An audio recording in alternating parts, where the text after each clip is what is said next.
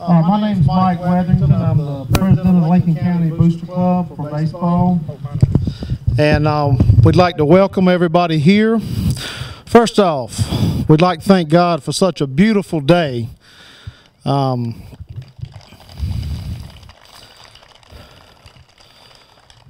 We'd like to thank our friends from Coleman, Alabama for coming up and participating in the Lighthouse Classic.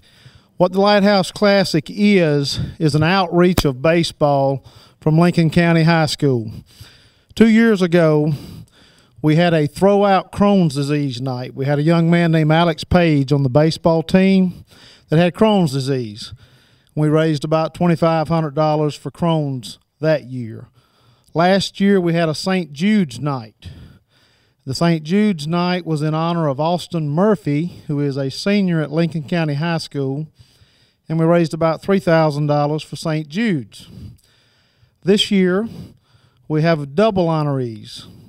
Fayetteville's Kurt Cannon and Coleman's Andrew Winfrey. And the families are going to talk some about their situation and why we're honoring them today. And we hope to raise about $4,000 for Shepherd Center in Atlanta, which treats brain injuries for young adults, and Scottish Rights, which treats brain injuries for younger kids. So if I could ask the Winfrey and Cannon families to come over.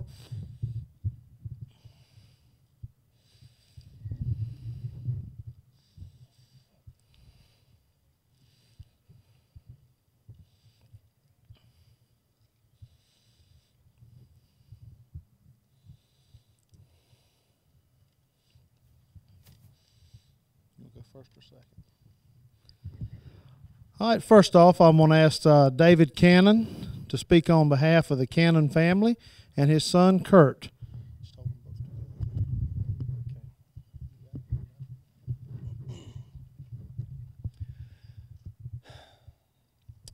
Wow, every time I think this community can't do more, it does. And first of all, I want to thank the Lord, from who any of this wouldn't be possible. Second of all, I want to thank Mike Weatherington and everybody that helped put this together. This doesn't just happen. This takes a lot of work. This is months and months of work and preparation to make this happen. So I want to thank Mike and everybody from Coleman and everybody from Fayetteville that made this happen. Mike talked a little bit about Scottish Rite and the Shepherd Center. What I want you and all these people out here, these players, to realize that there's something bigger than baseball. There's something bigger than being a Bearcat or being a Falcon. And that's why you see these players standing, not as a team, but together as one. And that's what they represent today. Something bigger than a Falcon or a Bearcat. And the Shepherd Center and Scottish Rite are doing unbelievable work for these kids. And this money isn't going to a big pot at Children's Hospital where it's never seen. We've talked to the therapist that actually worked with Kurt up on the 3rd floor, the rehab center. And when they needed an iPad for speech therapy and they didn't have it, and when they needed a piece of equipment in physical therapy and didn't have it, we've talked directly to those people, and this is where those donations are going, directly to those people, for those kids, for that equipment to help these kids get better. So I want to thank everybody that's here, everybody that's bought T-shirts, everybody that's donated, because without you, organizations like that can't happen. Thank you.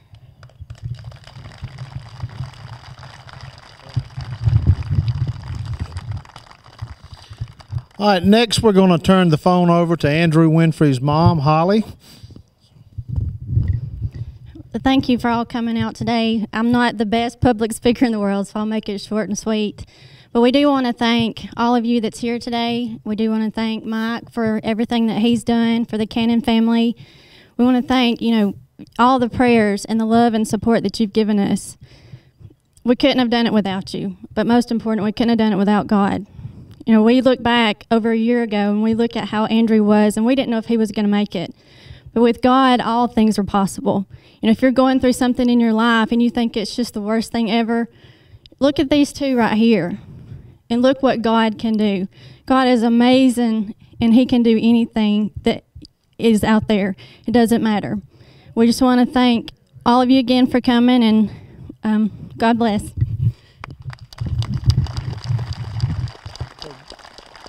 Here's David. Go ahead and get them in position to throw the first pitch. All right. Hey, no breaking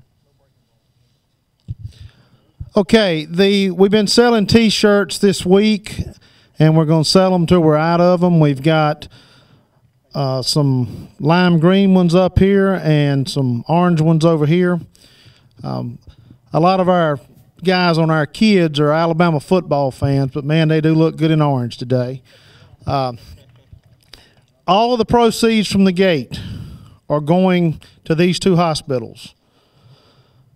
The proceeds from the concession stand today are going to these two hospitals. If you want to make a donation to this cause, we'll be taking donations for the next 2 weeks at Lincoln County High School, Ralph Askin School, at American Development Corporation, and at Coleman High School in Coleman, Alabama. So at the end of 2 weeks, we'll put a nice little article in the paper, both papers, both here and in Coleman, about how much money we raised. We'll give you a count today, probably about the 6th inning, of how much we have raised today. So now we're going to have the honorary first pitches thrown out by Andrew Winfrey and by David and Kurt Cannon. So.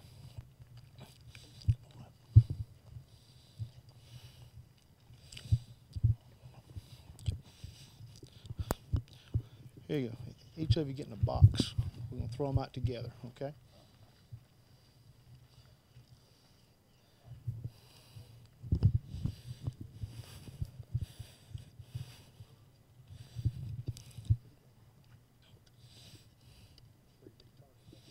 Pretty big target, ain't it? I bet you I could hit him. We're gonna throw him at the same time. Whenever Andrew looks at me and says he's ready. All right, gentlemen.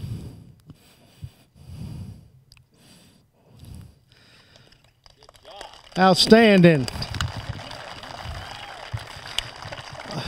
Okay, families, y'all come up here.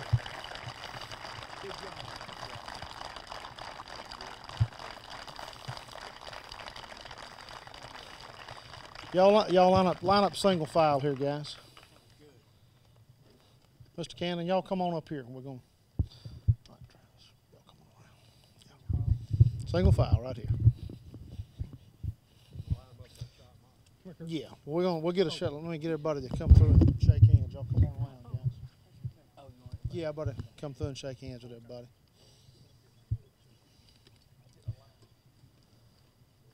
Through here.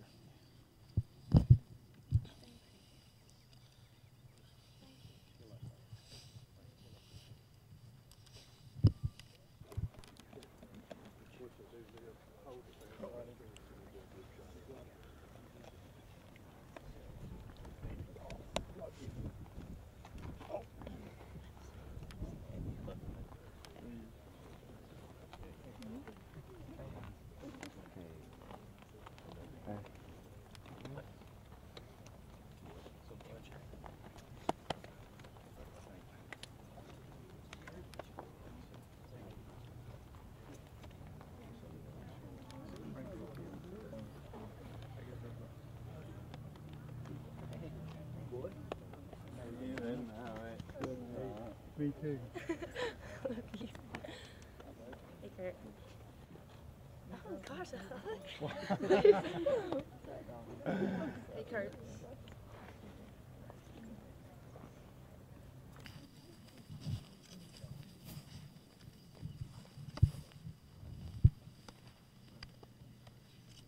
Number 14, Zach. Here we are at Falcon Field for the Lighthouse Shines Brightest Classic Tournament as we host Coleman, Alabama, the Bearcats, and hosting this will be the Lincoln County Falcons. Today for the Falcons, or the Bearcats, we have Zach Crocker leading off. He'll be followed by Cole Collins, then Keegan Thompson, followed then by Lance Cleveland. Christian Robinson will be batting fifth, followed by Wesley Walker. DHing will be Austin Neal. Following Austin will be Colby Robinson. And batting ninth will be Mason Goodwin, the center fielder. For the Falcons, number 25, Zach Harwell. For the Falcons, we have Zach Harwell on the mound. Harwell's a tall right-hander. Good command of the fastball. Throws in various locations, has good off-speed pitches as well. And really good game here. Beautiful day, Lee. I'm John Carby, and with me is Lee Jean. And we've got a great day for baseball. John, it is a beautiful day for baseball here at Falcon Field, and what a great cause this is. This is the Lighthouse Classic. This is 3 years in the making. In 2011, the Falcons hosted the Throwout Crohn's disease, and then last year I think it was for St. Jude's. Here's the first pitch of the game, and it's a fastball upstairs, taken for ball one by Crocker.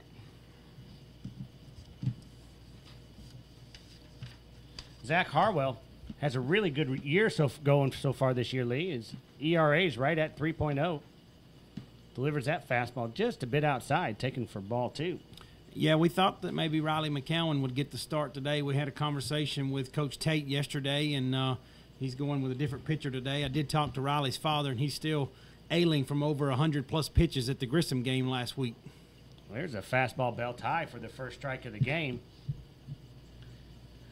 And I just can't say what a great crowd we've had from both Coleman and Lincoln County here to we'll get into the details of what the fundraiser's for and who it's honoring today. Here's the 2-1 pitch, off speed, just a bit low, taken for ball three. Crocker's a good leadoff hitter. And, of course, Coleman, are they defending state champs, Lee? 2011, they won the state championship. Okay. 3-1 pitch is a slow roller. It's going to be fielded by the pitcher who throws to first for the easy out. And great way to start off defensively for the Falcons here with one away in the top of the first inning. You always want to get that leadoff man out, John. Talking to Coach Tate, that leadoff man gets on base, especially if you walk him. He went on to say 90% of the time that guy's going to score a run. Well, absolutely, especially with the walker in air. That's absolutely right. Yep, you want to get that first guy out, get the game started, get the pitcher settled in, get him going. That's going to bring up Cole Collins for Coleman. He's a left-handed hitter. That fastball's low and outside. Now, I can already see you are a pin stealer. Brought two to use, and you've already picked up one of them. It's still early, Lee. Don't take it home with you. No, I have no need for it at home. Of course, behind the plate tonight for the Falcons, it's Dylan Hudgens. There's a nice fastball in the outer half of the plate, taken for strike one. Evens the count at 1-1. At first base, we've got Grady Wright. At second base, Logan Smith. Here's the 1-1 pitch, and it's outside, off speed, taken for ball two. At third base, we've got Caleb Smith.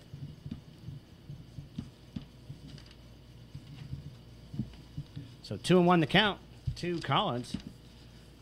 There's a fastball upstairs from Zach, taken for ball three.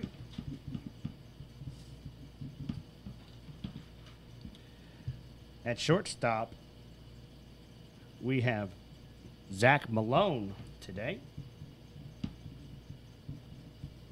There's a fastball in there to bring the count full, 3-2. Still one away here in the top of the first inning.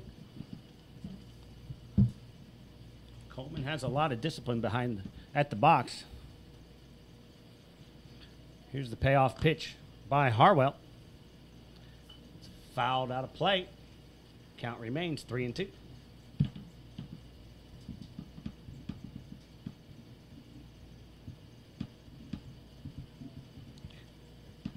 In left field, we've got Josh Whitaker for the Falcons.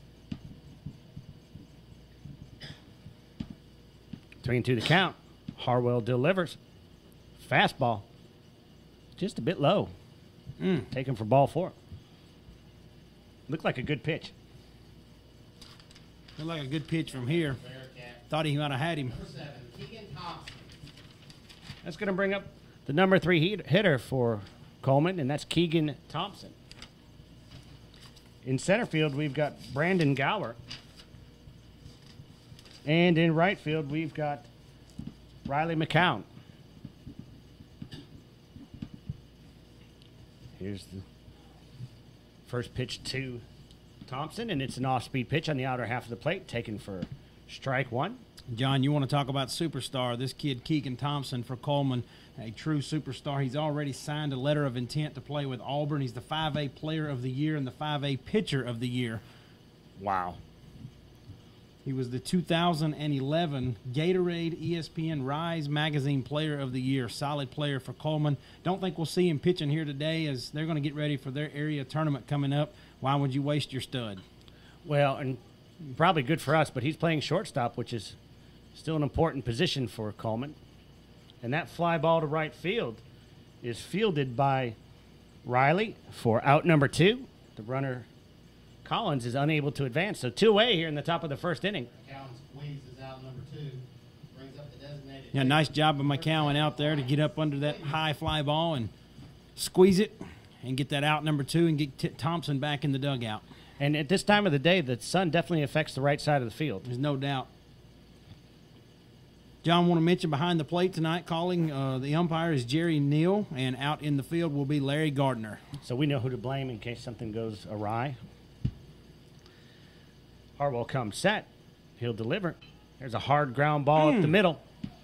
Off running on the play was Collins, and he's going to round first easily and reach third. So runners on the corners.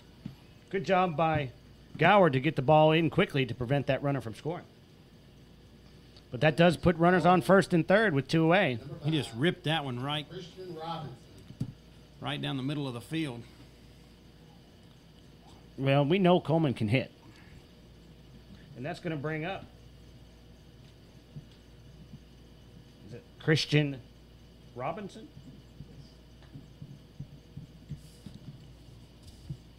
Robinson's a second baseman for the Bearcats. Harwell will remain in the stretch as he gets his sign from Hudgens.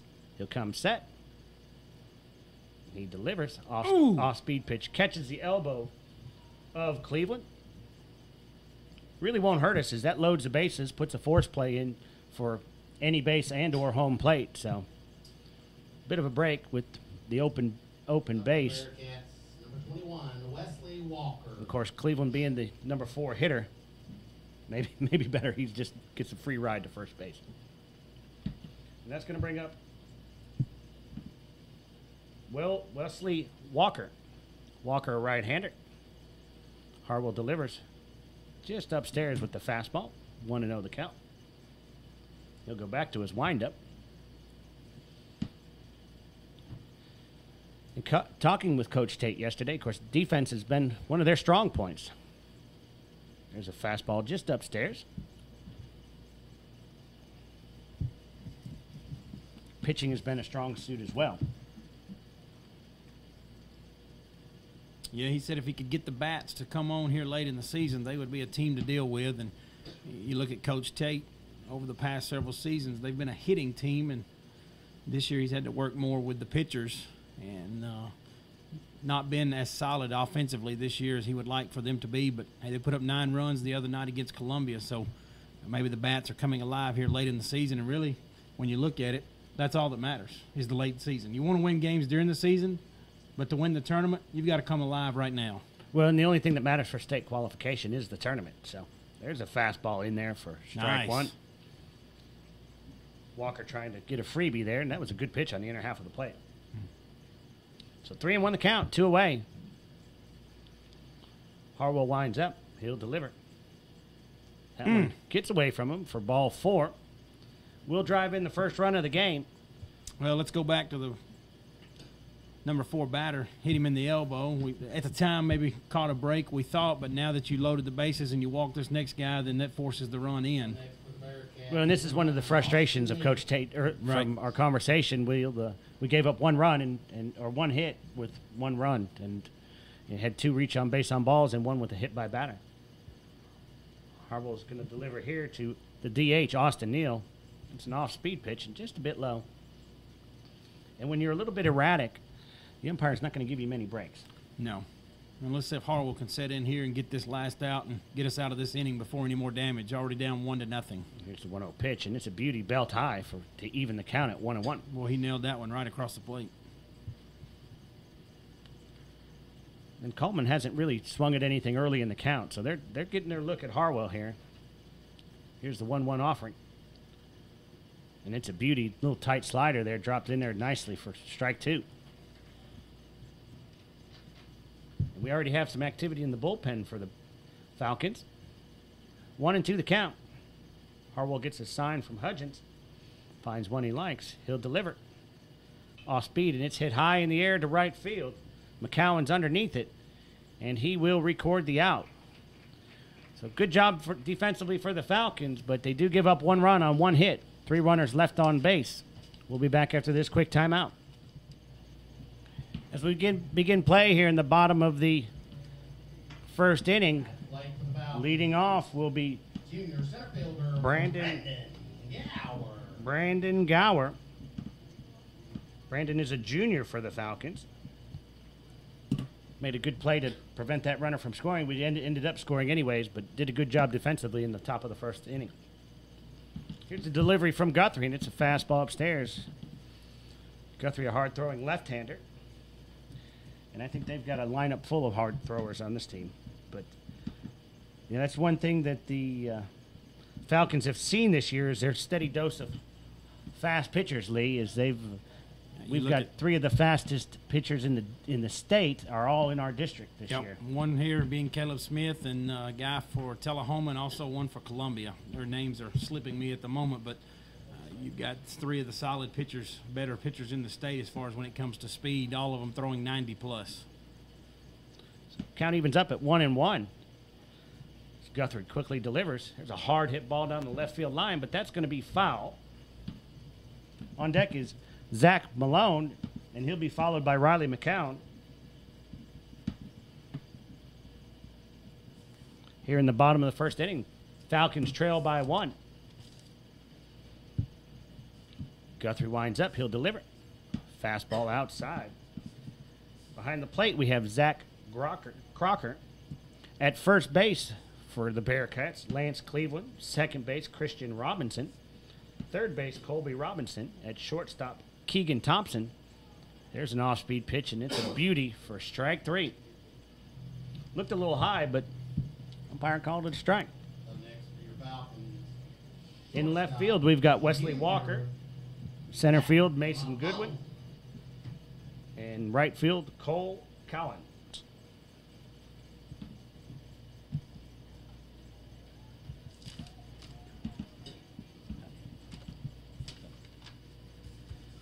Up to bat now, the right-handed hitting Zach Malone takes that first pitch for a ball. Here's the delivery by Guthrie. It's a hard hit ball, and that's going to be in the hole for a base hit. So the Falcons get something started here in the bottom of the first inning with a nice single to left field by Zach Malone. Bring to the plate. Right fielder, senior, Riley McCowan. And the number 3 hitter for the Falcons is the left-handed hitter, Riley McCowan. He's going to be followed by Caleb Smith. Guthrie comes set. He delivers just inside, taken for ball 1.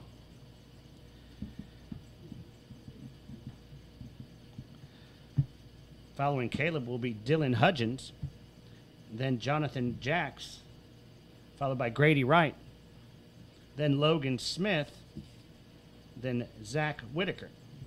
So good lineup for the Falcons tonight. Here's the delivery. Hard hit ball, but out of play down the left field line. Evens the count at 1-1.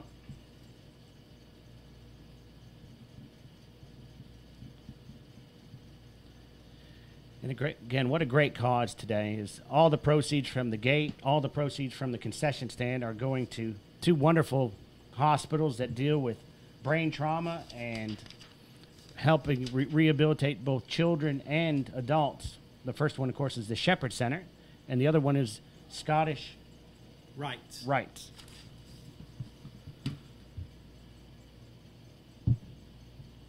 You know, we saw the beginning where we honored Kirk Cannon with the first pitch and Austin Winfrey from Coleman, Andrew Winfrey from Coleman. So great day and what a special moment. And yeah, on the season, John, Riley McCowan batting about 285, 2 home runs and 19 RBIs. Great. Well, let's see if he can drive one in the alley right here. Is the defensively for Coleman, the center fielder is shaded towards left field. So big gap in right center. Huge gap. Guthrie comes set. He'll deliver. The ball fouled back. Got him in on the hands. Count evens up at 2-2.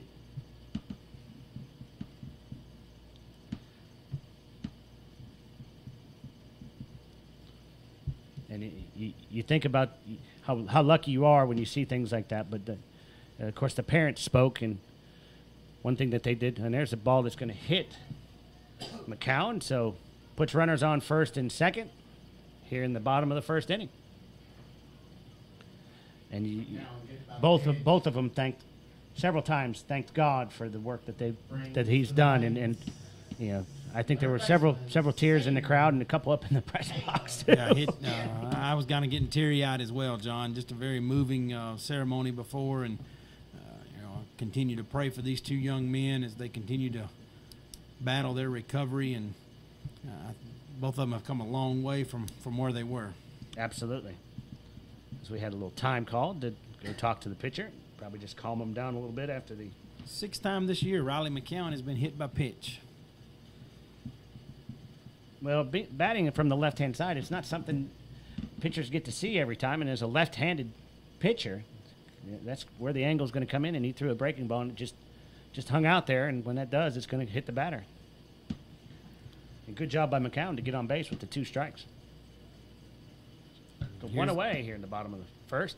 John, here's the slugger for Lincoln County. Got Caleb Smith up there batting .337 on the season. He has 2 home runs and 19 RBIs. And he took a fastball, looked to be on the inner half of the plate, but called a strike by the home plate umpire. Guthrie gets his sign from Zach Crocker. He'll come set, takes a look at the runners, throw back to second. Not much of a lead by Malone, so no throw.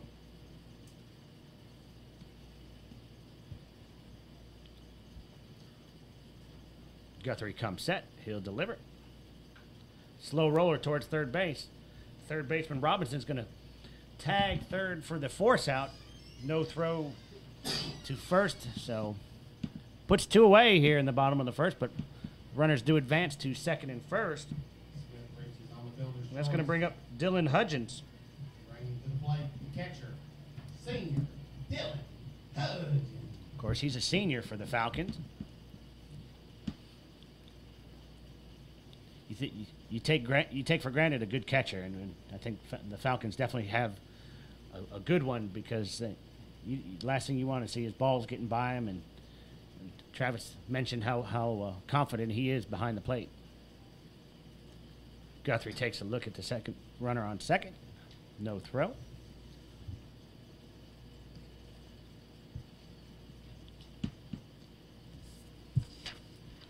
So 2 away. Falcons trail by 1.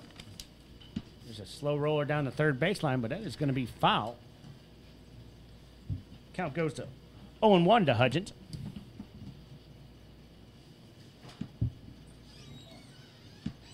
One strike, 2 outs. Guthrie gets his sign. He'll come set. Takes a look at the runner. He'll deliver. Fastball. Belt high on the outer half of the plate, taken for strike 2.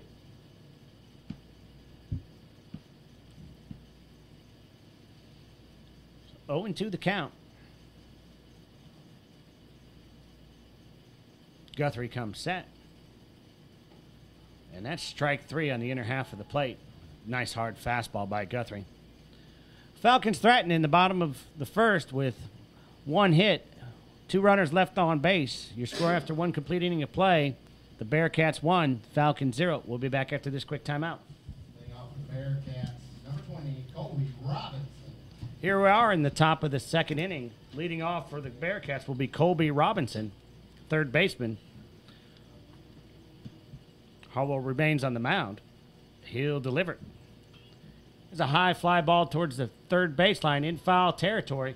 Calling for it is Caleb Smith, and he will record the out in foul territory. So 1 pitch, 1 out here in the top of the second inning. Yeah, let's see if Harwell can get settled down here in the second inning. Had a rough first outing in the first inning. 1 hit by pitch and I think 2 base on balls and allowed a run in on 1 hit. Let's see if he can settle down here and get his pitching going, and let's get some 3 easy outs. That's going to bring up the center fielder, Mason Goodwin, left-handed hitter, as Harwell delivers. Off-speed pitch just a bit upstairs, taken for ball 1. So 1-0 the count. Harwell gets a sign from Hudgens. He winds up. He'll deliver. And that's a fastball in there to even the count at 1-1. Still have activity in the bullpen for the Falcons. Defensively, pretty much straight away. Hudgens gets his sign. Harwell gets his sign from Hudgens. Delivers an off-speed pitch in there for strike 2. So 1-2 the count. And what a great way to get ready for the tournament, Lee. They've hosted some really their out-of-district games have been against really perennial powerhouses in Alabama, and they went to a big tournament in Memphis. And the Falcons are Coach Tate is really challenging his players with a tough schedule and overall record. They've done fairly well, 14-9, 14-10 after this first game today, and 2-4 in the district. And you kind of realize that when you've got 2 guys that you're facing on the other team in Columbia, their stud pitcher Hayden Stone, who's already signed with Vandy, and then for Tullahoma, Justice Sheffield, just a junior. You realize that maybe they're going to finish 1-2. You would like to maybe pull the upset on one of them, still one here or there. I think really disappointed in losing those games at Lawrence County. So what they want to try to do and finish out this season is get that 3rd seed. That 3rd or 4th seed is important because or 2nd or 3rd seed is important because that'll help them avoid Tullahoma till later in the tournament. And Tullahoma's the favorite in the district this year, but you get that 3rd seed or 2nd seed, then you're opposite of them, and you get the 1-game chance in the finals. And hey, if you get to the finals of the district tournament, then you will go on to the region. And one thing about that, one of the games against Tullahoma, we had the lead in the 7th inning, and just couldn't hold on. We had a fielding error, and they put together 3 or 4 hits to get back on top of that, and just the old momentum got on their side, and they were able to pull that one out. And same thing against the loss that we had with Columbia. We were ahead in the 6th inning, and I believe, just had a one bad inning, and that got them. But not this inning, as the Falcons set down the Bearcats in order, 3 up, 3 down. Your score after 1 1/2 innings of play: Bearcats 1, Falcons 0. We'll be back after this quick timeout. Here we are back at Falcon Field. I'm John Carby. With me is Lee Jean. And Lee, you want to give us a little bit about this classic that we're hosting? Yeah, John, 2011, the Falcons hosted the Throwout Crohn's disease for senior catcher Alex Page. He had battled Crohn's disease since 2002, and while in the hospital in March of 2011, Alex decided he wanted to raise money for the Crohn's Foundation. With the help of athletic director Lewis Thompson, the baseball coaches, and family friend Mike Weatherington, Throw Out Crohn's Disease Night was a tremendous success. Hey, you do it once, let's do it twice. So last year, the Falcons honored fellow student Austin Murphy. Austin was diagnosed with malignant brain tumor in 2000. I'm not even going to try to say the medical term for that. He spent close to 9 months at St. Jude's Hospital in Memphis. The team, faculty, and staff wore camo jerseys with "Fighting for a Cure" on the front and Austin's name on the back. Austin was joined on the field by members of the Lincoln County baseball and softball teams. He was honored for his determination and achievements while battling childhood cancer. Capped off the opening ceremonies by throwing out the first pitch. A very moving pitch there it was, and all the money was raised last year to St. Jude. So this year the team said, we're going to do it again. And they want to raise money for, it went so well with Alex and Austin. So this year it's to help Kurt Cannon. And then they also learned about Andrew Winfrey, who was injured in a car accident February 21st, 2012, suffered a traumatic brain injury, broken pelvis, ribs, and sternum. He was in intensive care for 3 weeks, transferred to the Shepherd Center in Atlanta. And you look at Kurt Cannon and his story, well known here in the community. He was hit by a car while riding his bicycle in the neighborhood, diagnosed with a traumatic brain injury, given a 50% chance of making it through the night. Kurt and Andrew both have been battling. So tonight, all of the proceeds, all of the funds will go to those two hospitals for the work that they've done. And no matter what the doctors do, the nurses do, we give all the praise and glory to God for taking care of these two young men and them being to where they are tonight. And one thing that they mentioned earlier, of course, that brings up Logan Smith, the sophomore for the Falcons. The proceeds aren't just going to a general fund. What they found was that in the rehab centers, specifically on the third floor of the Shepherd Center, there was need for some software, for some computers, and they're actually just giving it to that to go directly for the cause. So 100% of the proceeds are going to be used. We're also collecting for the next 2 weeks at Lincoln County High School, at ADC, and there was one other place I can't remember. I know also Coleman High School and Ralph Askin School. Ralph Askin School. Thank you. But there's a ball fouled back by Smith. I'm sorry, Grady Wright. No, Smith. We've got two away here already. Guthrie on the mound. He's a hard thrower. He winds up. There's a foul out of play. Count remains 0-2. John, you talked about the tough schedule this Falcon team has played. They played Huntsville High, who's ranked in the state, and we're tied with them 2-2 going into the 6th. You look at this Coleman team, kind of been on a run here as of late. 2002, 2007, and 2008, they were the state champs. They came back in 03, 04, and 06, and 11, and were runner-ups. So a very solid team coached by Brent Patterson. And again, this year they're the 5A Area 15 champs and number 5 in the state of Alabama, and they're getting ready for their tournament, and they'll be following on the horse of their pitcher, Keegan Thompson, who's already signed with Auburn. Well, one other thing that we know from them, they actually have 3 players that are going to go to the SEC. So they've already have scholarships signed up to play in SEC baseball. That pitch looked to be outside, but taken for strike 3, and that was right in Crocker's glove. He had it set up out there, and it was a good pitch. So 3 up, 3 down for the Falcons here in the bottom of the 2nd inning. Your score after 2 complete innings of play, Bearcats 1, Falcons 0. We'll be back after this quick timeout. Here we are back in the top of the 3rd inning. Third, number 18, right fielder, Cole Collins. Leading off will be the left-handed hitter, Cole Collins. Harwell remains on the mound for the Falcons. And Leah, I think we're going to have a couple guest speakers today here in an inning or two. Looking forward to that. Yeah, because while they're up here talking, I'm going to be enjoying some more of this fish. It is some great stuff, great hospitality here at Lincoln County High School. They've taken care of us, good food and good drinks. And that's the other thing. All of the proceeds from the concession stands today as well will go to these 2 hospitals. One other thing about Falcon baseball that people may not, there's a hard hit ball up the middle, that may not know that this concession stand, it's better than 90% of the restaurants here in Lincoln County.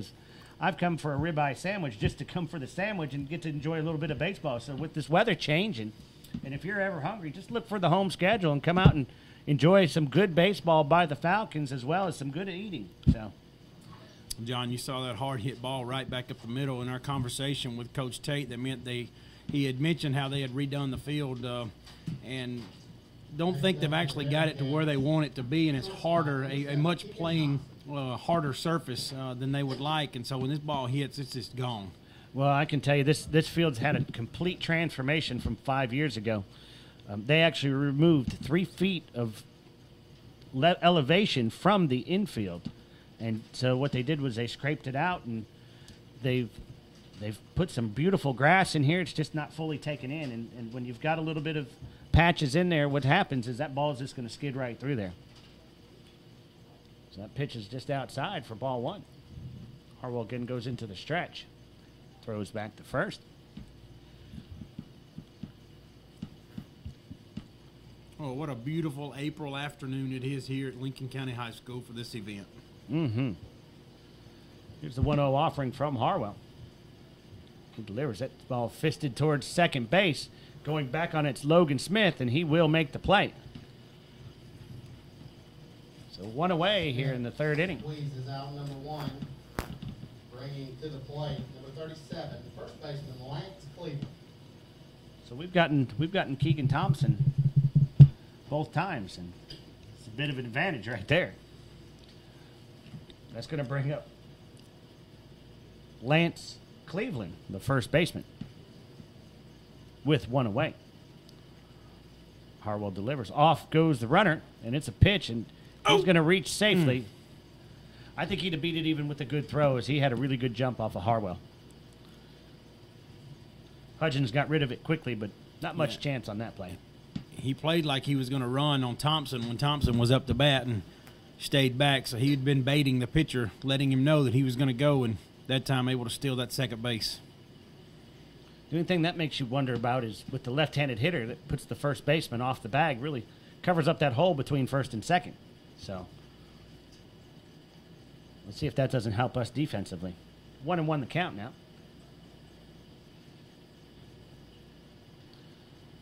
Harwell gets his sign from Hudgens. Takes a look at the runner as he comes set. He'll deliver. Fastball just outside. 2-1 the count. One away here in the top of the third inning. Falcons trail by a score of 1-0. Coleman Bearcats threaten with a runner on second base. A speedy runner at that. Harwell delivers. Ball fouled back out of play. Count goes to 2-2. Good job by Harwell to bear down there and get one in the strike zone. Had a little on it, too. Cleveland was a little bit late on it. John, we need to say thanks to Don Counts from Fayetteville Public Utilities providing the video tonight. And also I want to thank Mike Weatherington of American ADC, Development yeah. Corporation for asking us to come out and broadcast this game tonight for this great cause. That single's going to drive in a run by Cleveland, so extends the lead to 2-0 here in the top of the third inning. Brings to the plate, number 5, Christian Robinson. And that ball was hit into right field in the hole, but it's going to bring up number 5 hitter, Christian Robinson, as we're going to have a pitching change here. Let's take a quick timeout, and we'll come back with the changes after this quick break. As we resume play here in the third inning, on the mound now is junior Jake Pierce. Jake's, what do we know about him, Lee? Jake's not overpowering, but he's going to have a good command. Hasn't pitched a lot of innings this year, so let's see how he gets here on the mound, and maybe he can settle in. Harwell had a rough first inning, and then was able to settle in the second inning, and then came back in the third and gave up a run. Good job by Zach Malone to knock that ball down and prevent the runners from advancing any further, but an infield single for Walker. And Jake's going to be good on control and location. Single by Robinson. You know, in high school, that's really what you ask for. That's where the majority of your pitchers, that's why they're good, is because they can locate the ball and they have got great control. There's very few pitchers in high school that are throwing, 90-plus consistently, and here there are 3 in this district this year. Yes, yeah, and what that's going to do is if we can get past the district and get into the regionals, I'll tell you what, we've got an advantage over anybody, really. And Coach Tate talked about somewhat of a young team, and these guys stepping up from freshman level and even from Babe Ruth last year playing. They've not seen these type of pitchers, and so now they've got about 80 to 90 to 100 at bats underneath of them, starting to maybe see the ball a little bit better and getting their bats underneath of them. And one thing about tournament play is that you really only see that pitcher every 3 days, 4 days. So once you go past 1, 2, you're going to see some number 3, number 4 pitchers. And I think that's one of the advantages of the Falcons is we've got a really deep pitching staff. So 2-1 the count to Wesley Walker. Bearcats threaten here in the top of the third inning. Pierce delivers. Fastball fouled back, evens count at 2-2. So 2-2 the count with 1 away. Falcons trail by 2.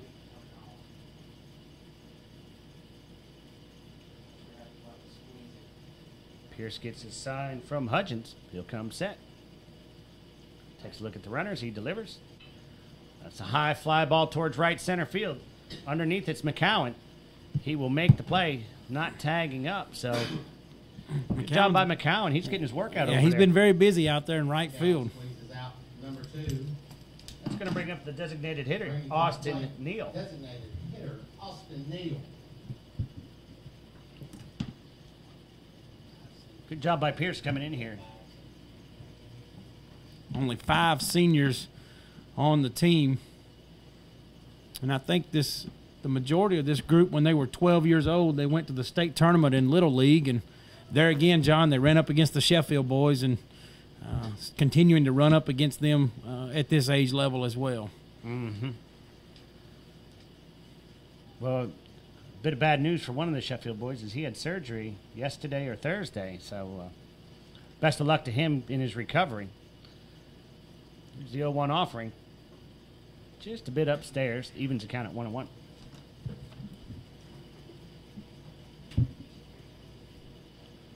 So 2 away here in the top of the 3rd inning. Pierce gets his sign from Hudgens. He'll deliver. Fastball upstairs.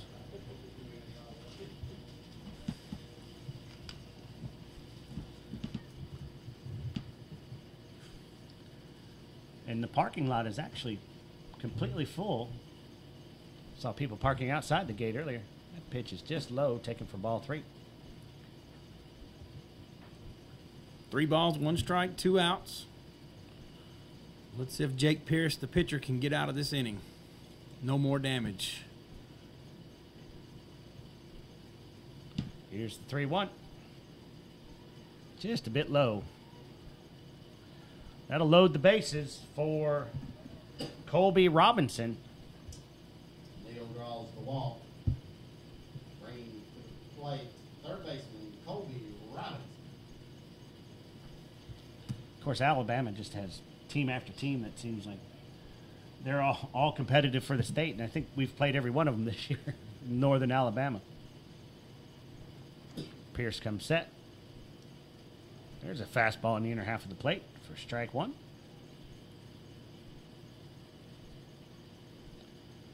I think he'll get the benefit of the doubt on that call. That was quite inside. Caught the black part of it, maybe. Maybe. Maybe. Not so fortuitous on that one, as that was called ball 1, just a bit outside. From my viewpoint, I'm looking, and it looked like, for me, it went right across the inside of the batter's box. The way we will take it. Pierce delivers the 1-1. Fastball just outside.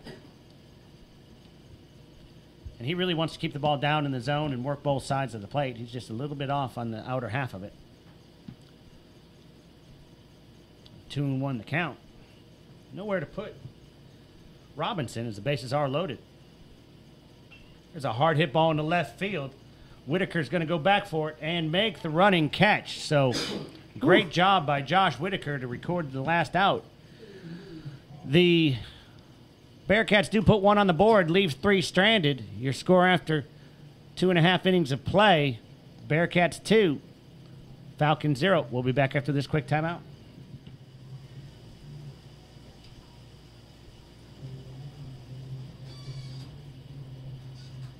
Leading off, bottom of the 3rd, left fielder, number 10, Josh Whitaker. Leading off for the Falcons will be Josh Whitaker. Whitaker is a junior for the Falcons, and what a great play he made to end the top half of this inning in left field with a running catch. Guthrie remains on the mound for the Bearcats. He delivers that fastball inside.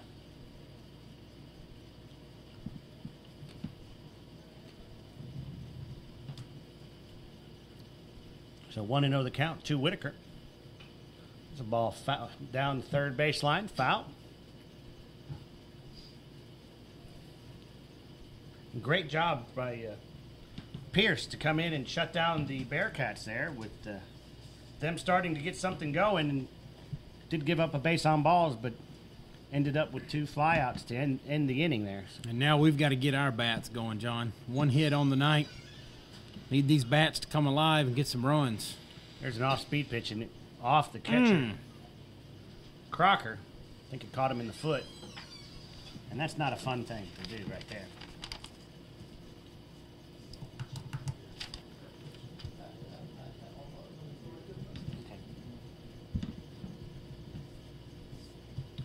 And Lee, I think we have a couple guests here. I think starting off, we're going to have David Cannon. Of course, he's the father of Kurt. David, great to see you. It's good to be here. It's just great to see all the people that came out to an event like this, and just every time when I think I've seen everything that this community has to offer, they do it again, and this is no exception. Well, of course, Lincoln County is a wonderful place, and I think not only for these children, but for many of the athletes in the community, and anytime there's somebody in need, it seems like this area just rises up to the occasion and does a great job for everybody. But great speech today, moving speech by you, and wonderful to see those first pitches out there. I just think it's just spring brings hope to everything, and seeing that just adds to the belief right there. Yeah, this young man from Coleman, we haven't seen the last of him. He may be watching this year, but we'll be back next year watching him play. Great. And we have another guest with us. Is that correct, Lee? Yes. And it's Holly Winfrey. Yes, that's it. Wonderful. And my name's John Carby. It's nice Of to course, meet you. The proud mother of Andrew. And is there a couple things you'd like to say today? Well, yeah, I'd just like to thank Mike and the Cannon family and Lincoln County and Coleman and for everyone who had a hand in this. And most important, thank God for this. And I think we've already, to this point, Mike, if not correct, over $4,000 has been raised. Yes, so far we've done our initial count, and we're going to keep on adding to, but it appears today's event, the shirt sales and the concession stands, we're over $4,000 already. So it's been a great day. So each hospital will get at least a $2,000 donation from today and last week's events. And I think one thing, what was your goal today? Well, the goal was 4,000, but we're going to have to change it. Let's adjust that. Let's adjust it to about 6, because we got a few more weeks here to raise money before we send the checks to Scottish Rites and to Shepherd. So we're going to revise it to 6. So. And then where can people make donations if they can make donations at Lincoln County High School, Ralph Askins Elementary School, American Development Corporation, and Coleman High School. You can make your checks out to Lincoln County Baseball Boosters, and I'll reconcile with the folks at Coleman, and we'll get 2 checks. We'll send one to each location. So, Mike, hang in here with us for this part of the broadcast. I want to talk to you. In 2011, we had a young man here at Lincoln County High School, Alex Page, and then in 2012, we came back for Austin Murphy. Tell us about how we're able to reach out this year and learn about Andrew Winfrey, and then how this game with Coleman and how it all came together, and how this county is now reaching out to help, other people from another community. Well, our head coach, Travis Tate, he was our head coach here from around 2006 to about 2010 or 2011, and then he coached 2 years at Grissom High School. I may have the years wrong. Anyway, he coached 2 years at Grissom. He came back here last year in 2012. He knew the coach from Coleman. And when we heard about they had a young man that had been in a traumatic automobile accident, that's when Lincoln County's baseball program sprung into action to try to help as we could. And that's how we got to know who Andrew Winfrey was. And for most of us, today's the first time we got to meet him, and he's a delightful young man. And he's on a mission. So that's how we got to know Andrew. And Andrew's situation is very similar to Kurt Cannon's. And the Cannons and the Winfreys have known each other by phone. And today's the first day that they have actually met each other. So it's been a great day. Holly, can you tell us what actually happens at the Shepherd Center, or what your experiences were, and what progress you've seen? At first, when he was there the first time, he was in the low level, and what they would do is they would do what they call a prep program, and it's before the actual rehab program, but they would do rehab with him every single day and just try to get him to do stuff. But then the second time we went, he was actually in that level of the rehab, and they would do like PT, OT, speech, and just anything they could just to get him, to follow instructions, to walk, to talk, everything, to eat, and that's what they did every day on a daily basis. Wonderful. And of course, you've seen a lot of progress in a short period of time. And it's amazing. He's come a long way in the last year, a little over a year, and he's still got a long way to go, but he can do it. I believe it. Wonderful, wonderful. And I know also in Marshall County we had a J.C. Hines that actually had an accident at her house, fell and had major brain injury, and she was also at the Shepherd Center in Atlanta. So it helps a lot of people, not just in our community, but in our surrounding areas as well. And I know the Cannons, many people know, but Kurt, can you explain the progress that you've seen? I'm sorry, David, with Kurt? Yeah, the Hines were actually at Scottish Rite where Kurt was. Okay. And Scottish Rite does the younger kids, and Shepherd Center does the older kids. And we met and were put in contact with those guys, and really good friends, close bond with them now. But the work that these places do is unbelievable, and the progress and the therapies that these kids go through, the work is just unbelievable. And for anybody that wants to get a totally different perspective on everything in life, needs to take a trip to one of these rehab units and see what goes on and see what these kids go through, and the work, the blood, sweat, and tears that it takes for these kids to make this progress. You just don't wake up one day and everything's better. There's a lot of work that went into having that young man out there in that wheelchair and stand up and throw that pitch, and the same thing for Kurt out there throwing that pitch. A lot of blood, sweat, and tears. And like Holly said, we're not done yet. We're at a point on the path, and we hope next year we'll make as much progress as we did this year. Wonderful, wonderful. And I sure do appreciate your guys' time, and it's wonderful to see. It's better to see your children, though, I'm just going to say. And we're glad they're out here and enjoying a wonderful day of baseball. Yeah, and both of them throwing out the first pitch. I can't imagine what you guys have gone through. I was fighting back tears, and just very emotional here for everyone, and what a great cause this is to raise money for those two great hospitals and for the job they've done. And I know John and I have talked about it, and we're very strong in our faith, and I know you guys are very strong in your faith. Both of you, when you gave your little talks out front, you both said you thank God for where you are today, and that's amazing.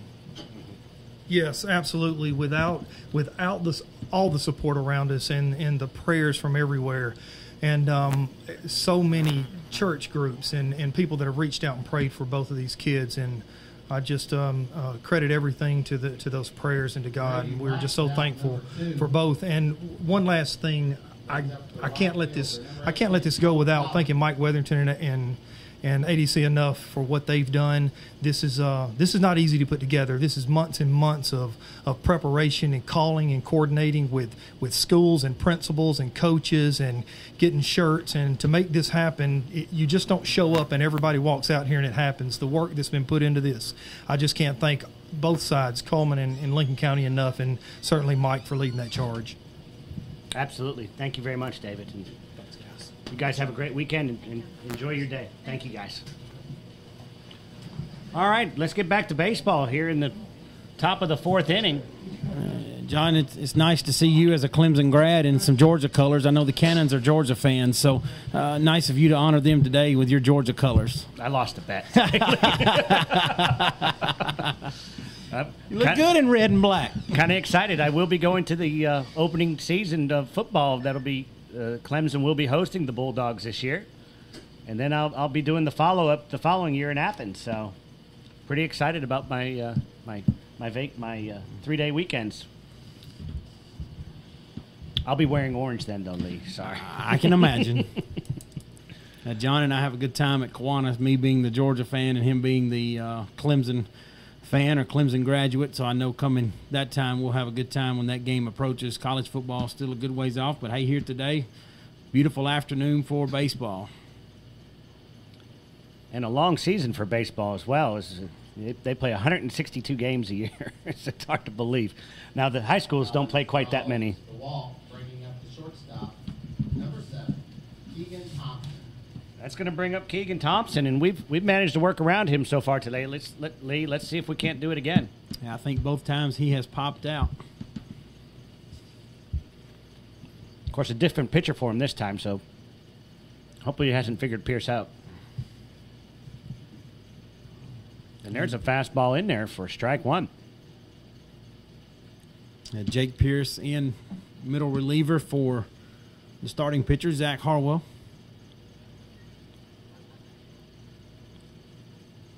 Pierce has done well with the control. They gave up that base on balls, but has done a good job coming in relief. Here's the delivery. There's a hard hit ball. It's a single to left field, so Thompson does get his first hit of the game. 1 for 3 now on the day. Thompson singles to left. Up next, That's going to bring up Lance Cleveland. first baseman Lance Cleveland. Cleveland drove in a run his last at bat.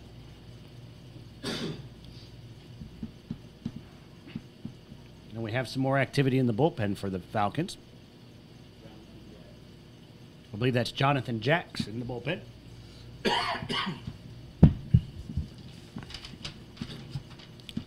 Can't express enough about how great of a preparation this is for district play.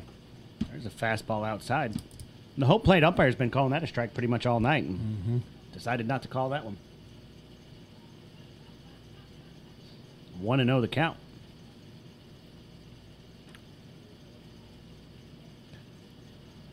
Right side of the infield playing back versus the left-handed hitter. That pitch is outside for ball 2. And really nice speaking with the parents earlier that quite a good group of people that we had up here today. No doubt, John. I'm a father of 2, and I just cannot imagine the road that they have traveled to get to where they are today. Absolutely. 3-0 to count to Cleveland. Pierce delivers. And that's ball 4. Maybe not a bad base on balls. Is part of the lineup, number 4 hitter, so maybe pitched around him a little bit. Christian Robinson. It's going to bring up Christian Robinson. Just got to make sure you come back here and get this out. Absolutely. Pierce hasn't had many innings, so this is a good workout for him. And for Tate to see what he's got. So, right. District play, Yep. know how confident how ready he's ready to go. And Yeah, I want to thank Brian Harwell, the PA announcer here. He's feeding us a lot of information, John, and said Jake hasn't pitched a lot this year. So as you mentioned, it's good for Coach Tate to put him out there and work him, see what he's got, and see what he can do for district tournament time. Well, we got to finish district play too. That's right. So 0-2 to count to Robinson. Nice strikeout would be just what we need right here. Set him down. Got him. He does on the belt-high fastball. So looked like Robinson was looking for a breaking pitch, and it just got right by him. So after 3.5 innings of play, Bearcats still lead by a score of 2-0. We'll be back after this quick timeout. Here we are back at Lincoln County Field as we get ready for the bottom of the 4th inning. Number 1, third baseman Caleb Smith. And we've got our cleanup hitter, Caleb Smith, up to bat, Lee, here in the bottom of the 4th to get things started. This is the second time he's seen Guthrie. Let's see how he reacts to it. He swings at that off-speed pitch, and that was a nice changeup on the outer half of the plate for strike 1. He was looking for the fastball and just out in front of it. There's a high fly ball towards the left side of the infield, calling for it the shortstop, Keegan Thompson, and he will make the play. That was a major league fly ball right there. Smith flies out, the shortstop brings to the plate the catcher. That's going to bring up 21, Dylan Hudgens. It's going to bring up the catcher, Dylan Hudgens. And John, you look out at the scoreboard. Just a 2-0 game. We've put several of their batters on base. with walking and hit a couple of them, and then they've been able to get 5 hits, but they've only generated 2 runs off those 5 hits, and here we are sitting with 1 hit. Need to get our bats going. That's off-speed pitches. Hudgens was out in front of it, and Guthrie's changing it up a little bit here the second time through the lineup. Here's the 1-1 pitch. There's a hard bouncing ball up the middle. It's going to be fielded by Thompson. Throws over to first in time. He's smooth. He's an athlete. And let's remember that his best position is the pitching. Pitcher, yeah, that's right.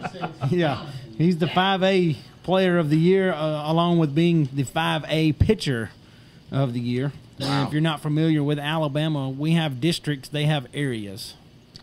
And a little thing bit different that we found out about their tournament play, they actually have 3-game series, very similar to college level.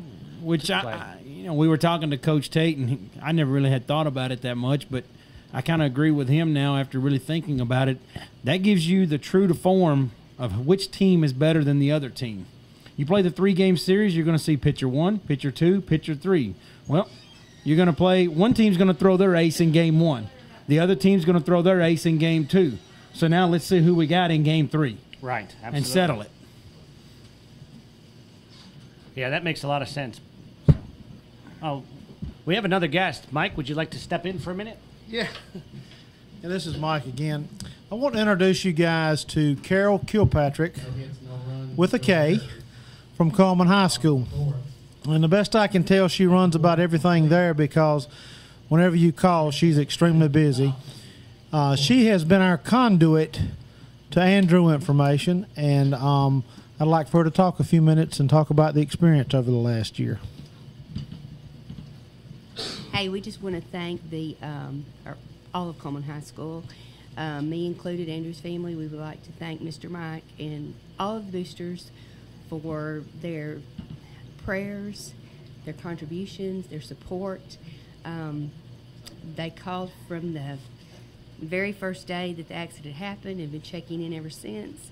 It just makes me, it's just been such a blessing, and this was just such a wonderful event that they put on, and all of the energy that's been put into this and all the kindness that they've shown.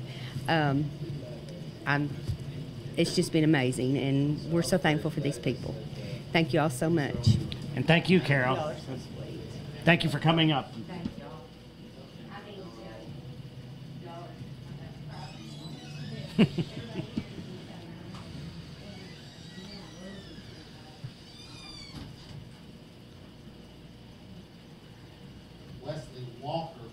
We're going to resume play here in the top of the 5th inning. We've got Wesley Walker up to bat for the Bearcats. Pierce on the mound delivers a nice off-speed pitch on the outer half of the plate for strike 1. And John, we are here in the Lighthouse Classic, 3rd annual Lighthouse Classic. It says a lighthouse shines brightest during the storm, and this is for 2 young men, one from Coleman High School and one from right here in Lincoln County, Kurt Cannon and then Andrew Winfrey, both traumatic brain injuries to 2 different accidents, and the 2 hospitals that have helped them to recoup to where they are today. All the funds and proceeds from today's game, the gate, the concession stand, the shirt sales. You've got the, I guess you would call that lime green or maybe a hot yellow, and then the orange shirts that the Falcons are wearing. Those all proceeds from the sale of those shirts will go to the hospitals as well. And they can pick up shirts as well at ADC, Ralph Atkins, and Lincoln County High School. That's right. That pitch just inside, taken for ball 2. So we've got one away here in the top half of the 5th inning. Falcons still trail by 2, as Guthrie's been extremely effective for the Bearcats, just giving up 1 hit to this point.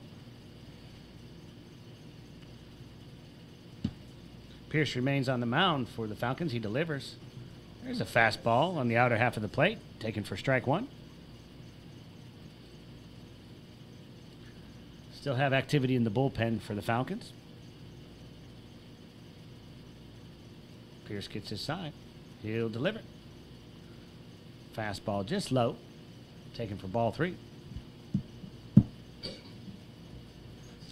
And the last thing you want to do is give a freebie here, Lee. I think Coach Tate mentioned it yesterday that it's almost twice as many of the batters that get on a walk in air in the leadoff score versus a base hit, and there's a base on balls right there. Yep. Yeah, I think he said it's something like 90% of the time when that leadoff man gets on base by error or base on balls, most likely he's going to score. That's going to bring up Colby Robinson, the third baseman. Spears will go back to the stretch. He delivers. There's a fastball in there for strike 1. Well, one way to get him off the bases is a nice double play up the middle. Let's see if we can't get something going.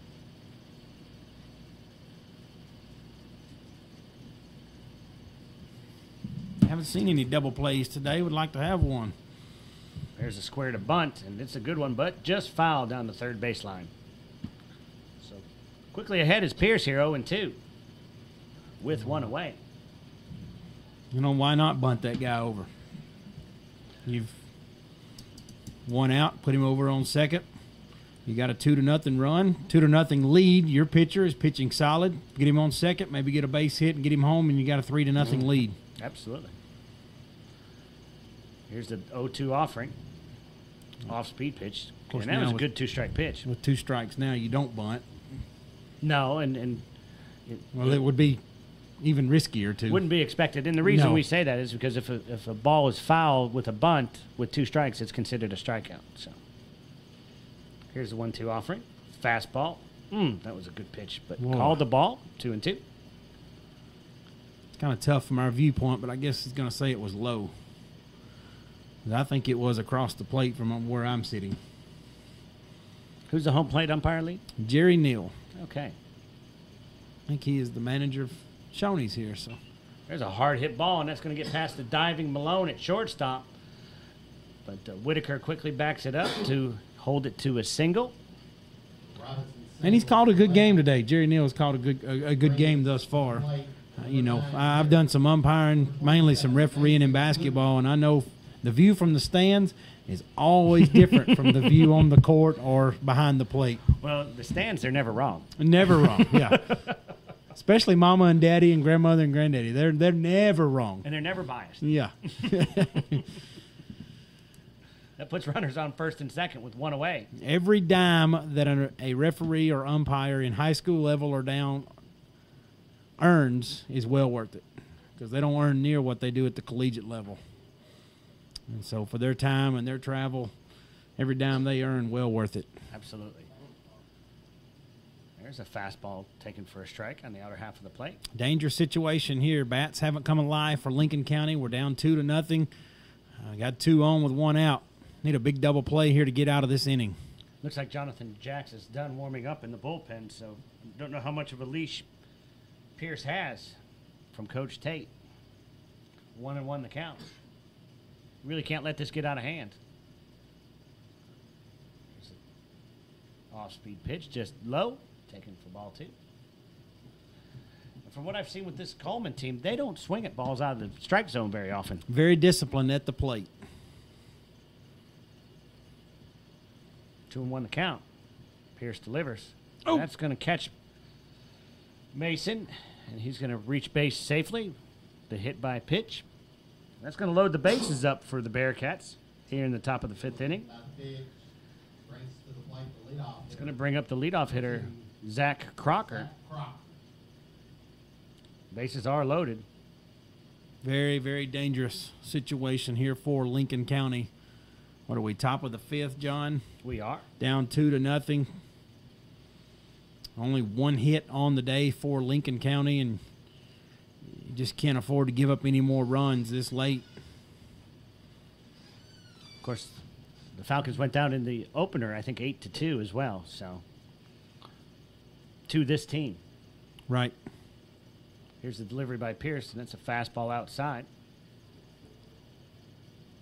And that's a natural place to throw it after you hit a batter. The last thing you want to do is back it up by hitting another one. So, a little tentative by Pierce. He gets a sign from Hudgens. He'll come set. And there's a fastball just outside, taken for ball 2. And I really like seeing him throw from the stretch with the runner on third base, because that going into the windup really allows them to get a secondary lead and does a couple things. One, it reduces the time for a force out, and 2, it greatly reduces the chance of a double play up the middle. So good job by Coach Tate to have him in the stretch. Here's the delivery.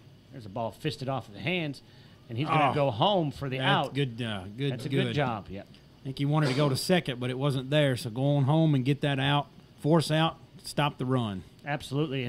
And one thing, if that ball was hit a little bit harder, maybe the double play made more sense, but you got to get that sure out and prevent that run with just the 2-run deficit. You don't want to see that, take a chance on seeing that get to 3. You're right. That's going to bring up Cole Collins, a left-handed hitter. We're going to have a runner for Crocker. Fifth runner, Crocker, coming in for the game. Number 6, Mason Jones. It's going to be Mason Jones running. Pierce will remain in the stretch, and again, that just keeps the force play that much more effective. Here's the pitch, and it's a off-speed pitch on the outer half of the plate for strike 1.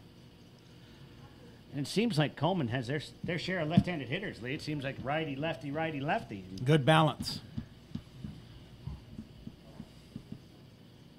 0-1 the count to Collins. Pierce delivers. Fastball upstairs, evens the count at 1-1. 2 away here in the top of the 5th inning. Falcons trail by 2.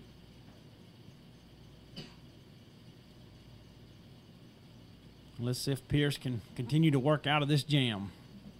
Jake Pierce. It's a hard hit ball down the left field line, but it'll be foul and out of play. I remember when as a kid, you go to the ballpark, get a foul ball, take it to the concession stand, get a free drink. Wonder if they still do that. Don't know. I'm not sure. I got plenty in my day. Yeah, I think they may. Ricky Gatlin telling me they may give him candy. There you go. You got to give him something to go retrieve that ball. 1-2 the count, 2 away. Pierce delivers to Collins. There's a ball fouled back out of play. Count will remain 1-2.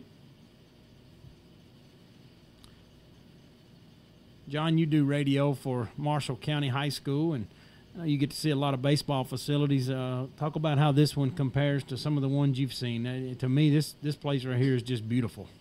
Well, and the transition that they had over the last 4 or 5 years has been remarkable. They've got there's a hard hit ball in the left center field coming in on its way. He loses its footing, and that's going to get by him. That's going to clear the bases. Oh, and a tough break, but good play. Whitaker was charging in on it, and it just tailed away from him. And he tried to adjust, and he just got tripped up. But that's going to score 3 with a 2-out double by Collins. Tough break for the Falcons right there. Give credit to Whitaker. He made an effort to try to get it. Well, one thing we talked about, the pitchers were actually throwing uphill to home plate. The mound was lower than home plate. And that was a major reconstruction that went on. And when they did that, they laid the concrete around the backstop and the dugouts with brick. And this place is amazing. They brought in a collegiate scoreboard. And this place has just really had a transition from really nothing to one of the better parks in the area. Yeah, I think Leadership Lincoln, one of the classes, helped to secure the funds for that, or part of the funds for that scoreboard. And that's Keegan Thompson. There's gonna be a play at the plate, and there's a turn and throw, and it got him. And he blocks him completely. Hudgens does to stop Collins cold, and so Thompson has a single, but a great play by Whitaker to Smith to Hudgens for the inning-ending out at home plate. And, John, while we're in between innings, we're going to keep it here. And let's go back to that play by Whitaker. It's 2 outs, so the runners are going, okay? Mm-hmm. So you look at the man. He said, I'm going to try to make the play because if he backs up and lets the ball hit, 2 runs are going to score regardless. So he really only gave up 1 run by trying to go and make that effort to get that out. He could have safe played it and backed up. If it had been 1 out, it's what he could have done. Only 1 run would have scored from third, but 2 outs, the runners are going. So he charged trying to get the out for his pitcher and get them out of that jam. unable to get it.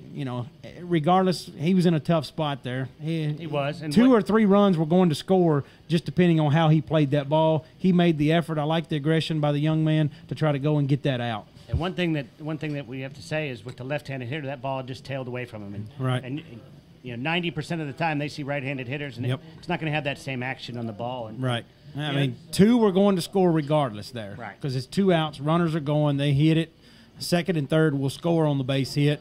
Basically, all he gave up was the first base by making the aggressive play to try to get it out. And here's another thing. He comes back right after that with the Yep. next ball hit at him, charges it again, makes a great play, hits his relay man right in the chest. Smith turns and throws that home for the easy out at home plate. And great job by Hudgens. He had to smother that ball, and he did. $4,185 raised thus far. And they're going to change the goal from 4,000 to 7,000. They got 2 weeks still to do it. So if you're watching this broadcast here on Channel 6, filmed by Don Counts, we thank him for the job he's done, and for Channel 6 for putting this on. Lee Jean and John Carby here with the broadcast. I've enjoyed today, and when it's for a great cause, you enjoy coming out and watching these games regardless. But when you can put together an event like the Falcons have done in Coleman County High School, the Bearcats, really spearheaded by Mike Weatherington of American Development Corporation. Just a great afternoon. I'm flubbing that acronym all day, so it's American Development Corporation. And, Mike does a lot of good works for a lot of people, and always willing to do a lot of things for a lot of people around town.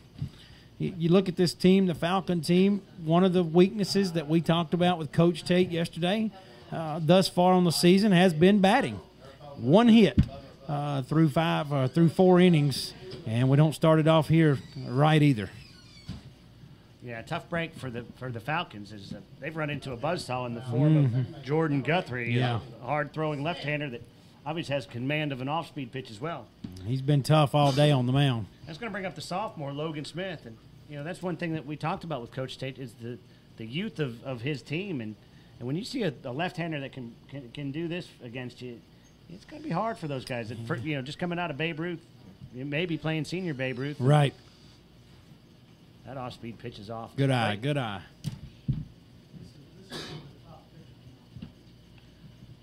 And we just found out that Jordan Guthrie, he's one of the top pitchers as well. And they couldn't save him for Monday?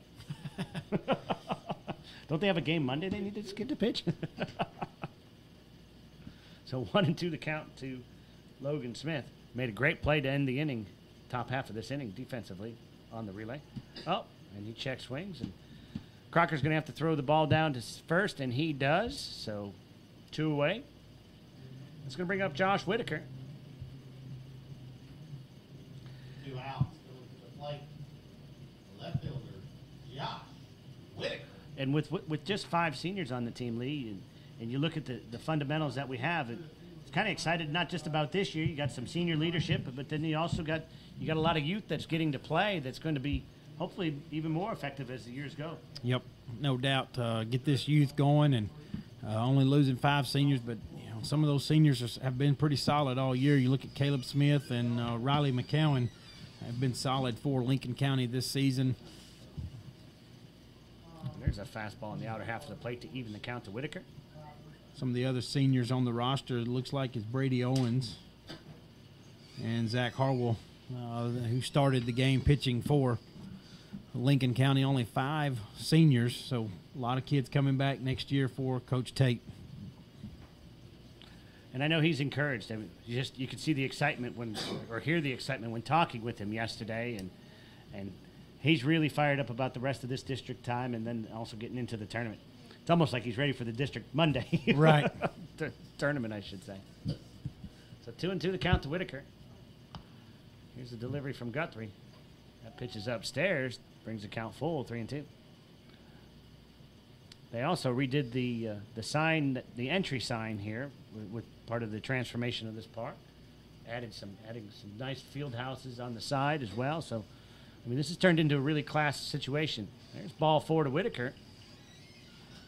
Good at bat there for Whitaker to get on base. Worked the count well and laid off some bad pitches and earned himself a free ride. That's going to bring up the leadoff hitter, Brandon Gower. Center fielder, Brandon Gower. Of course, Brandon just a junior for the Falcons. And there's really, for these younger guys, there's not a better way to. There's a ball fisted into left center field coming in on its Thompson. He's going to make the play in the infield for out number 3. So Falcons put one on the board, or one on the bases, but leave him stranded at first. Your score after 5 innings of play: Bearcats 8, Falcons 0. We'll be back after this quick timeout.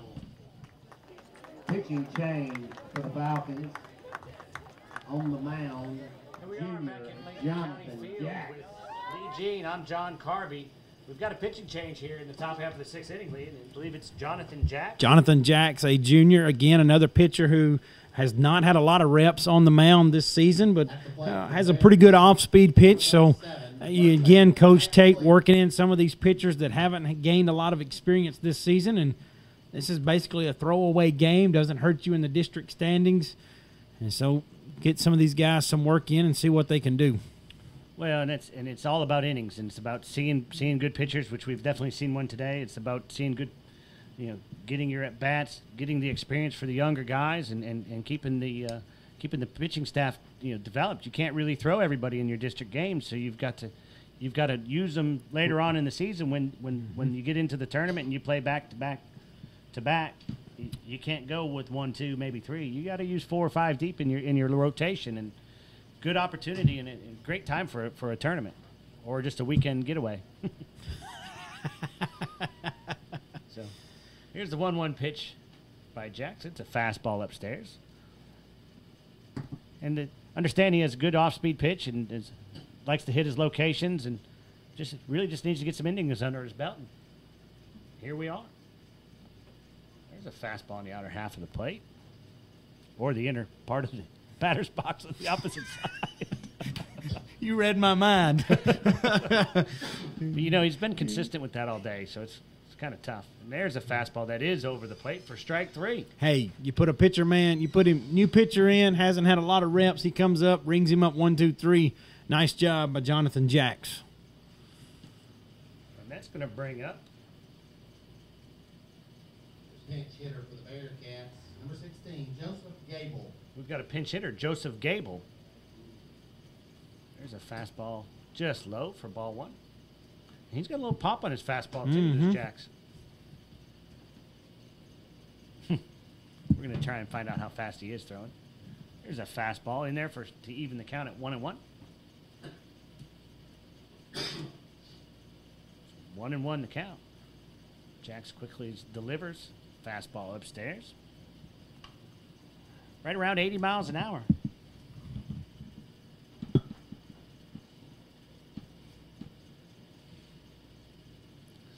2-1 the count.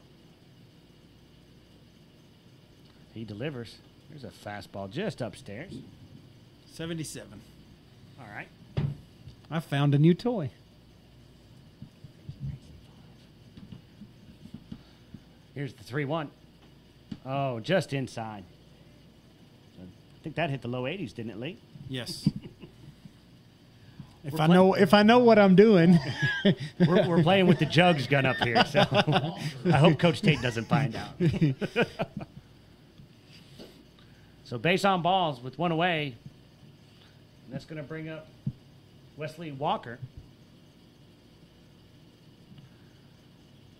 Jacks delivers, and that ball's fouled off at the plate for strike 1.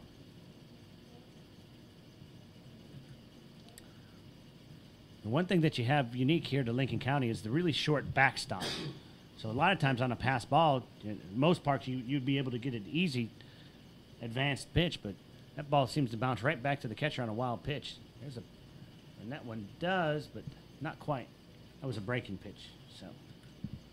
But in the dirt, swung on by Walker, strike 2, but gets past Hudgens, so the runner will advance to second base. 0-2 the count. Jacks comes set. He'll deliver. There's a fastball fisted off the hands into short left field.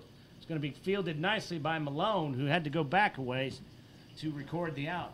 Very nice play by the shortstop to get back. Long grab. Whitaker was charging hard, but Malone took care of it. I don't think Whitaker had a chance on that. No, I don't Texas either. leaguer. The only person that could make that play was Malone, and really did a good job getting back to it. So that puts 2 down, and that's going to bring up designated hitter Austin Neal.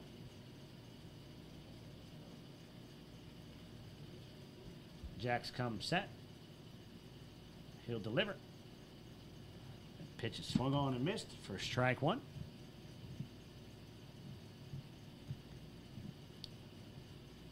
Great day for baseball. Do we know when our next game is, Lee? Wednesday. Okay. Actually, it's Tuesday. Of course, depending on when you're watching this broadcast, Tuesday. it could be, if you're watching this broadcast 17th. on Thursday, then that game is already come and gone. Right. So Quickly ahead, 0-2 is Jacks. You, along with me, used to doing live radio, so you're always putting it into the future, whereas we're going to be on tape delay. So Falcons will play Tuesday at Shelbyville. Okay. And then I think they follow up at home on Wednesday. On Wednesday, right back Great. here. So if you're watching this on Sunday, Monday, catch the Falcons Tuesday night at Shelbyville, Wednesday night right here. And Jack's consistently hitting low 80s. Oh, and that was a good pitch on the changeup right there. Wednesday night is what? Oh, Wednesday night is youth baseball night. So great opportunity to bring out some of the younger players, future Falcon players, and wear your jersey, and you get in free. There's an off-speed pitch, and that gets away from Hudgens. We also have corporate sponsor night on Tuesday. Oh, that's on Wednesday's corporate sponsor night. So Same night when yeah, Youth League and corporate sponsor. All right. Count goes full. Jacks comes set. He'll deliver. There's a slow roller down the third baseline. That needs to get foul, and it does. So count will remain full at 3-2 with 2 out here in the top of the 6th inning. Falcons trail by 8. By an outstanding performance. trail by 5. Yeah, I think it's It's it 5-0. That's Oh, 8 it's 5. hits. Okay, great. I was worried.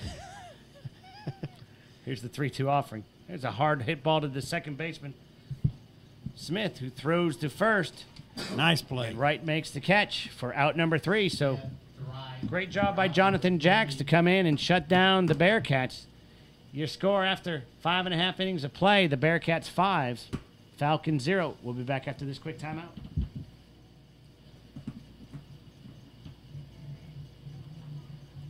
Who's up? 14. That's Blake for the Falcons. Shortstop, number 14, Zach Malone. Here we are back at Falcon Field, and leading off will be Zach Malone, who made a great play in the top half of this inning defensively. There's a hard hit ball to the second baseman, Robinson. Going to pick it up and make the smooth throw to Cleveland for out number 1. So 1 pitch, 1 out here, Lee, in the bottom of the 6th inning. Is the Falcons are down to That's Blake for the Falcons. Right fielder, what do you have? Riley McCowan. That's going to bring up Riley McCowan. That off-speed pitch is in the dirt. Way out front in the dirt.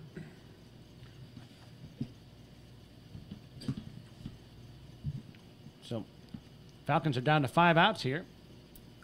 That off-speed pitch is a little better, but still a ball.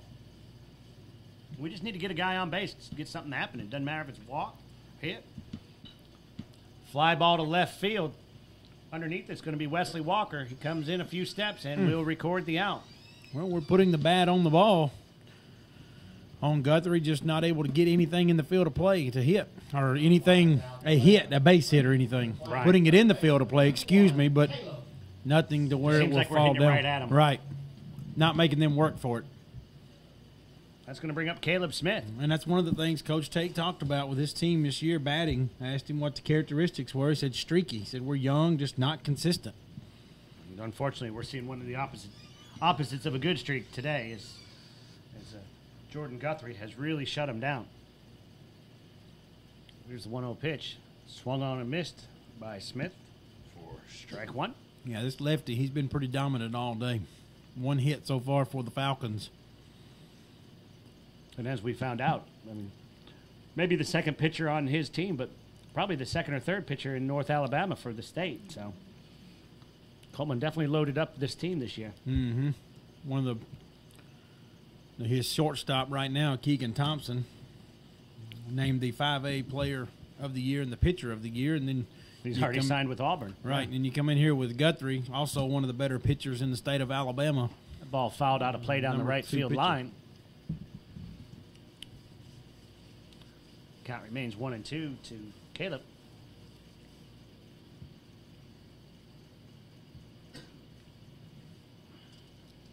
As Guthrie will wait for his defense to get ready.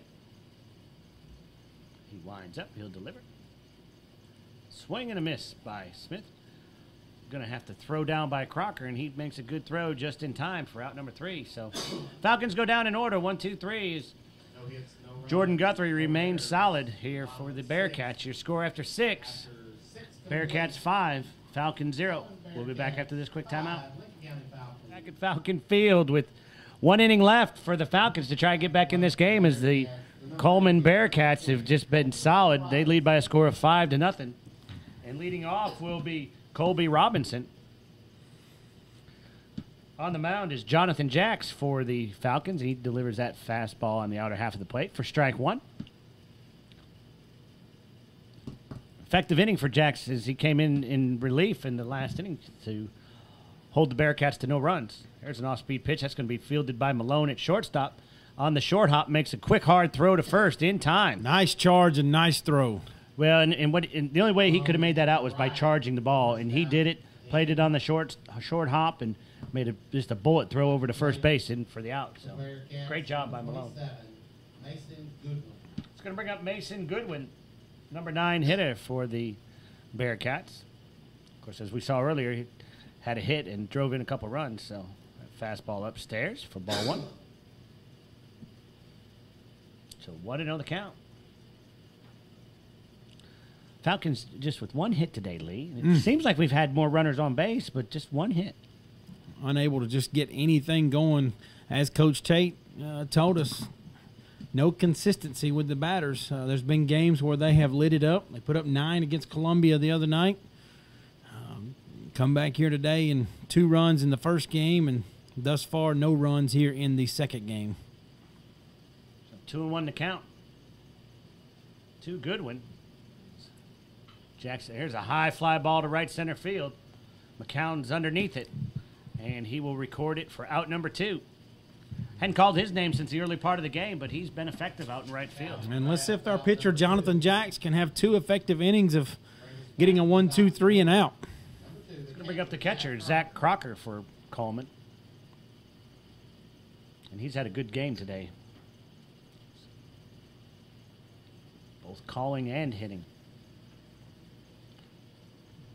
Jacks will go from the windup. He delivers. Off-speed pitch, and it's a beauty for strike 1. Mm-hmm. Nice. That was a nice curveball there. 0-1 the count. Jacks delivers. There's a fastball. It's going to be off the glove of the third baseman, Caleb Smith. So Crocker will reach base again on the fielding error. And that's going to bring up Cole Collins. Oh, we've got a pinch hitter. Clay Kraut. We're going to have a pinch hitter. He's a junior. I had to do the math, Lee. I looked up the Coleman roster, Coleman website. They have a nice, very nice website for their baseball team. Has all their a lot of different information, various tidbits on it of information about their team. And when they do their year, most people do senior, junior. They do the year they're going to graduate. So you have to quickly in your head do the math. Here's the 0-1 offering. And it's a ball fisted to the get out third of baseman, here. Smith. His only play is going to be at first. He makes a hard throw, but it's up and out of play, so that'll advance the runners 1 base. I'm not sure there. He held the ball Well, it looked like he was in between on his footwork, and he had to get his feet set. And when he did, he just came up a little bit too high. And when that happens, you're going to see that ball sail up in the air a little bit. And good effort by Wright at first base to jump, but that ball was well out of the reach. He'd have had to been LeBron James over there with his vertical to maybe come with that one. There's a pitch upstairs by Jax. And tough breaks for Jax as he's got two guys on 2 errors, and let's see if he can't work himself way out of it. They are at second and third base with 2 outs. And here's Keegan Thompson. And that pitch is low and away. Yeah, John, you never want to count it out, but with only 1 hit thus far through 6 innings, getting 5 is don't want to say it's impossible, but anything you add to that just really makes it even more difficult for the Falcons as they will come up bottom of the 7th. Absolutely. Here's the 2-0. And it looks like Jax is just it's a intentional, unintentional walk. So. Put him on and get the force out at home. Mm-hmm. Well, and obviously the best hitter on the team. And here's the 3-0 pitch. And it's low for ball 4. And he was 2 for 4 to this point, so 2 hard hit singles his last 2 at bats. He's obviously seeing the ball now. So. Right. That's going to bring up Lance Cleveland for the Bearcats. Number 4 hitter, and from my memory, John, I think we've walked him just about every time today. Okay, he's also a junior. This time we've got a pitch to him. Nowhere to hide him. Bases are loaded for the Bearcats here in the top of the 7th inning as they lead by a score of 5-0. Jax delivers. There's a ball fouled directly back at us. Thank you for the net. Thank you for the glass. Although, I don't know. It would have come through that glass. Thank you for the net. Yes. Let's see if Jax can work out of this jam here. 0-1 the count. 2 outs. Bases are loaded. Cleveland does his best Mike Hargrove impersonation, adjusting everything that he has. Steps back into the box. He'll come set. There's an off-speed. Nice. He's really had control of that pitch. There. Yes, he has. 0-2 count.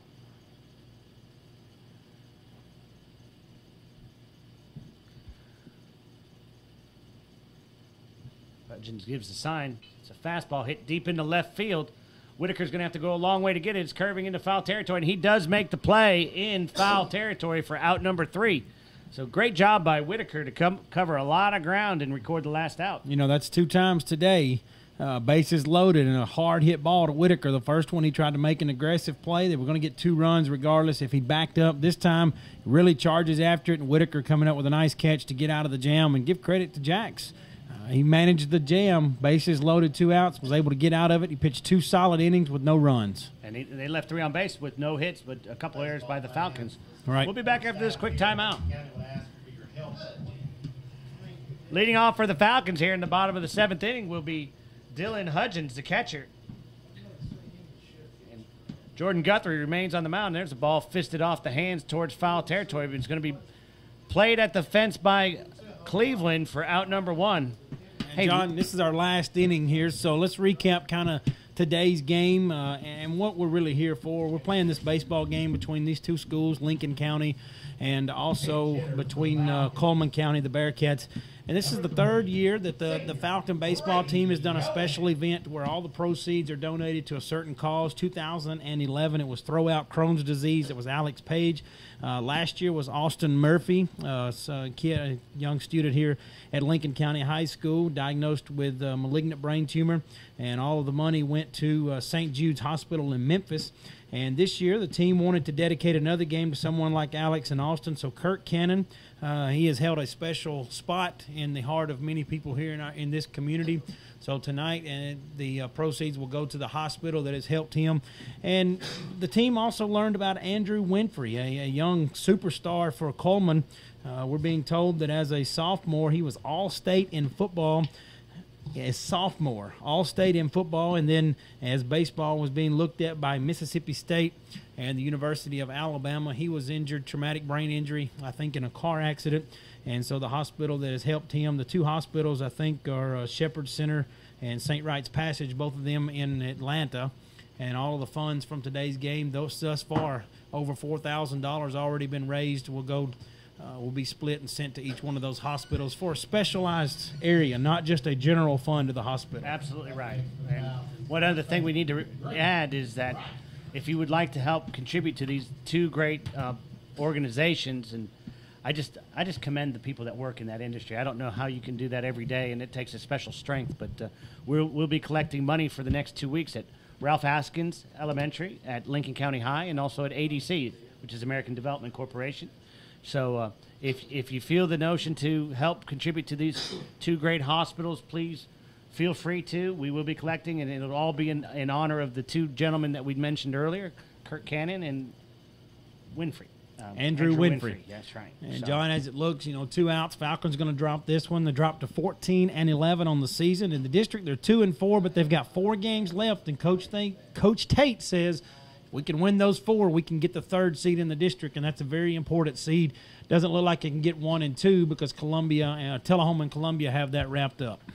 And that's going to be the ball game as the Coleman Bearcats shut down the Lincoln County Falcons, and Jordan Guthrie started, went, continued, gave up 1 hit. Lee, 1 hit. And John, I was like you during the break. We were kind of talking off the air. Hey, why are they pitching this guy, one of their better pitchers, a solid 7 innings? Do they not have anybody else they'd like to work in? And I think Mike Weatherton said it best. This game meant a lot to both teams. We've been in this and done it a couple of years. This team really wanted to win this one for Andrew, and they put one of their better pitchers on the mound, let him go the distance, and he did just that today, bringing home the win for Andrew Winfrey for Coleman County. The pitcher was Jordan Guthrie, but Andrew Winfrey, one of the young men, hurt in an auto accident. And again, we continue, our hearts and thoughts and our prayers continue to go out for Kurt Cannon and Andrew Winfrey as they continue to battle their recovery stages. And both men have come a long way, and they've still got some room to improve and continue to fight back.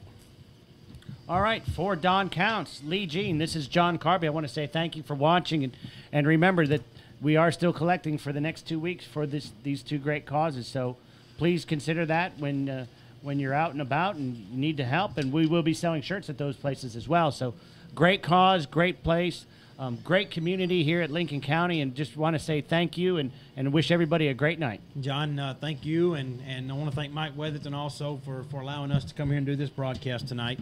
It's been a blast. I've enjoyed it. Absolutely. Good night, everybody.